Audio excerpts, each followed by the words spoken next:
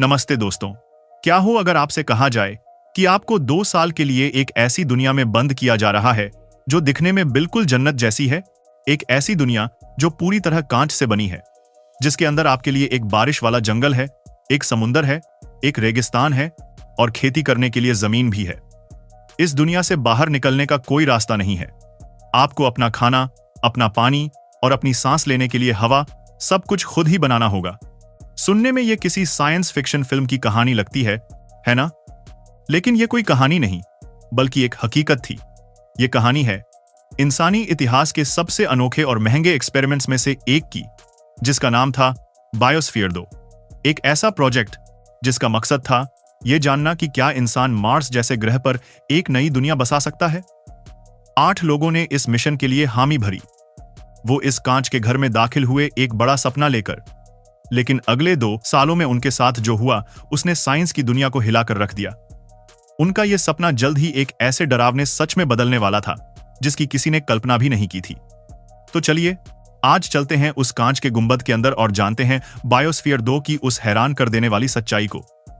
लेकिन आगे बढ़ने से पहले हमारी आपसे एक छोटी सी रिक्वेस्ट है कि अगर आप हमारे चैनल पर पहली बार आए हैं तो प्लीज इसे सब्सक्राइब जरूर कर लीजिए, और अगर वीडियो पसंद आए तो उसे लाइक करना मत भूलिएगा। यह शुरुआत थी एक बड़े सपने की। यह बात है 1980 के दशक की। दुनिया भर के साइंटिस्ट इस बात पर रिसर्च कर रहे थे कि अगर कभी इंसान को धरती छोड़कर किसी दूसरे ग्रह जैसे मार्स पर बसना पड़े तो वहां जिंदगी कैसे संभव होगी। इसी सवाल का जवाब ढूंढने के लिए अमेरिका के एरिजोना रेगिस्तान में एक बहुत ही एम्बिशियस प्रोजेक्ट शुरू किया गया। इसका नाम रखा गया बायोस्फीयर 2। इसे बायोस्फीयर 2 इसीलिए कहा गया क्योंकि हमारी अपनी धरती बायोस्फीयर 1 है। इस प्रोजेक्ट पर लगभग $200 मिलियन खर्च किए गए, जो आज के हिसाब से हजारों करोड़ रुपए होते हैं। 3 एकड़ से भी ज्यादा जमीन पर कांच और स्टील से बना एक विशाल डोम तैयार किया गया। ये कोई आम बिल्डिंग नहीं थी। इसके अंदर हमारी धरती की तरह एक छोटा सा इकोसिस्टम बनाया गया था। इसमें 7 अलग अलग जोन्स थे। एक ट्रॉपिकल रेन फॉरेस्ट, एक छोटा सा समुंदर जिसमें कोरल रीफ्स भी थे, एक मैंग्रोव वाला दलदली इलाका, एक घास का मैदान, एक रेगिस्तान, खेती करने के लिए एक खेत और एक इंसानी रिहायशी इलाका। इस एक्सपेरिमेंट का सिर्फ एक ही रूल था, कंप्लीट आइसोलेशन, यानी एक बार अंदर जाने के बाद अगले 2 साल तक बाहर की दुनिया से कोई भी चीज अंदर नहीं आ सकती थी। न हवा, न पानी, न खाना। सब कुछ इस बंद सिस्टम के अंदर ही रिसाइकल होना था। जो कार्बन डाइऑक्साइड वो लोग सांस छोड़ेंगे उसे पेड़ पौधे ऑक्सीजन में बदलेंगे। उनका वेस्ट करोड़ों अरबों के अंदर फर्टिलाइजर बनेगा और उसी से उनका खाना उगेगा। ये एक परफेक्ट सेल्फ सस्टेनिंग दुनिया बनाने की कोशिश थी। मिशन शुरू हुआ।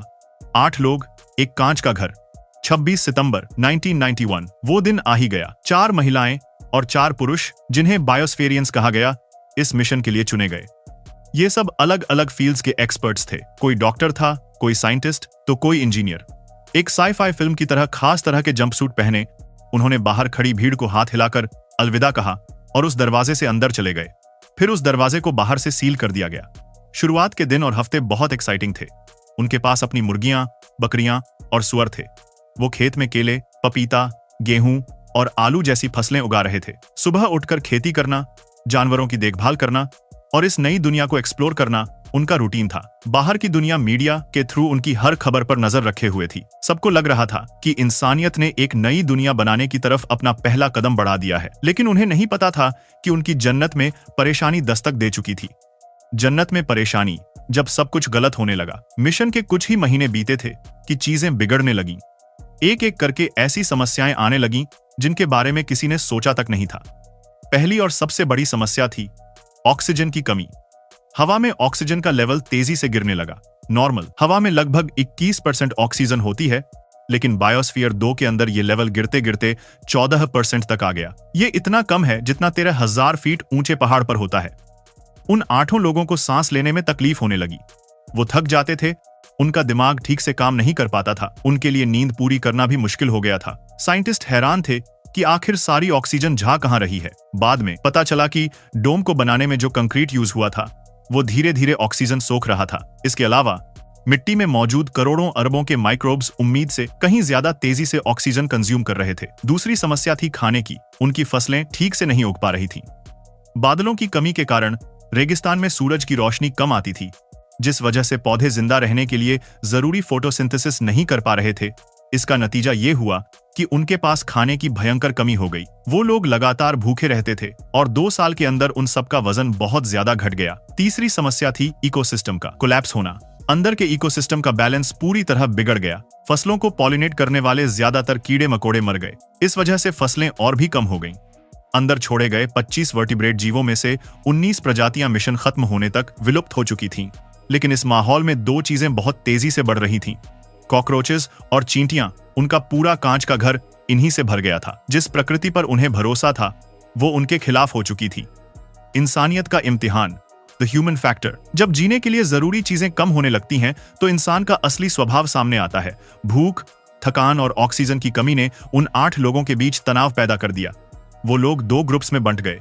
एक ग्रुप चाहता था कि प्रोजेक्ट के रूल्स को फॉलो किया जाए, चाहे जान चली जाए। दूसरा ग्रुप कहता था कि जिंदा रहना ज्यादा जरूरी है। उनके बीच झगड़े होने लगे और आखिर में उन्होंने आपस में बात करना तक बंद कर दिया।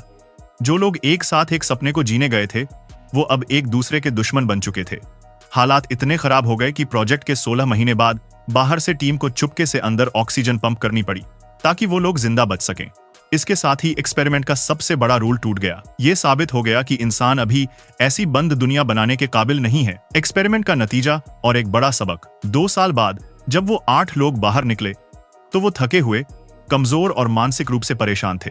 बायोस्फीयर 2 का पहला मिशन एक फेलियर माना गया, लेकिन इस फेलियर ने दुनिया को एक ऐसा सबक सिखाया जो शायद इसकी $200 मिलियन की कीमत से भी ज्यादा बड़ा था। इस एक्सपेरिमेंट ने साबित कर दिया कि हमारी धरती, हमारा बायोस्फीयर एक कितना अनमोल और कितना कॉम्प्लेक्स है। हम इंसानों को लगता है कि हम साइंस और टेक्नोलॉजी से कुछ भी बना सकते हैं, लेकिन हम एक छोटा सा सेल्फ सस्टेनिंग इकोसिस्टम तक नहीं बना पाए। धरती एक ऐसी विशाल मशीन है जिसके करोड़ों अरबों पार्ट्स एक अनोखे बैलेंस में एक साथ मिलकर काम करते हैं। पेड़, पौधे, जानवर, कीड़े मकोड़े, करोड़ों अरबों समुंदर और मौसम। अगर इस बैलेंस में से एक छोटी सी चीज भी गड़बड़ हो जाए तो पूरा सिस्टम तबाह हो सकता है। बायोस्फीयर 2 ने हमें आईने में हमारी असली जगह दिखा दी। एक भारतीय नजरिया। हम भी एक एक्सपेरिमेंट कर रहे हैं। अब एक पल के लिए सोचिए, बायोस्फीयर 2 की कहानी सुनकर क्या आपको कुछ जाना पहचाना सा नहीं लगता? हम भी तो अपने देश में, अपने शहरों में अनजाने में एक बहुत बड़ा एक्सपेरिमेंट ही तो कर रहे हैं। जब हमारे शहरों का आसमान धुआं धुआं हो जाता है और सांस लेना मुश्किल हो जाता है तो क्या ये बायोस्फीयर 2 की ऑक्सीजन की कमी जैसा नहीं है? जब हम अपनी नदियों को जहरीले नालों में बदलते देखते हैं और हमारी झीलें सूख जाती हैं तो क्या ये उस बंद दुनिया में पानी और खाने की कमी की याद नहीं दिलाता? हम तेजी से जंगल काट रहे हैं जिस वजह से वहां रहने वाले जानवर और पॉलिनेट करने वाले कीड़े खत्म हो रहे हैं, बिल्कुल उसी तरह जैसे उस कांच के घर में हुआ था। नतीजा, प्रकृति का बैलेंस बिगड़ रहा है। फर्क सिर्फ इतना है कि बायोस्फीयर 2 के लोग जानते थे कि वो एक एक्सपेरिमेंट का हिस्सा हैं और 2 साल बाद उनके लिए दरवाजा खुल जाएगा। लेकिन हम जिस बायोस्फीयर 1 यानी इस धरती पर ये एक्सपेरिमेंट कर रहे हैं इसका कोई इमरजेंसी एग्जिट नहीं है। हमारे पास जाने के लिए कोई दूसरा ग्रह नहीं है। बायोस्फीयर 2 की कहानी हमें चेतावनी देती है कि प्रकृति को कंट्रोल करने की कोशिश से बेहतर है उसकी इज्जत करना सीखें, क्योंकि अगर इस धरती का सिस्टम कोलैप्स हुआ तो हमें बचाने के लिए बाहर से कोई ऑक्सीजन पंप नहीं करेगा। दोस्तों, आप इस बारे में क्या सोचते हैं? क्या हम बायोस्फीयर 2 की गलतियों से कुछ सीख रहे हैं? कमेंट्स में अपनी राय जरूर बताएं। अगर आपको यह वीडियो पसंद आया तो इसे लाइक करें और अपने दोस्तों के साथ शेयर करें। मिलते हैं अगले वीडियो में एक और ऐसी ही ज्ञानवर्धक कहानी के साथ। धन्यवाद।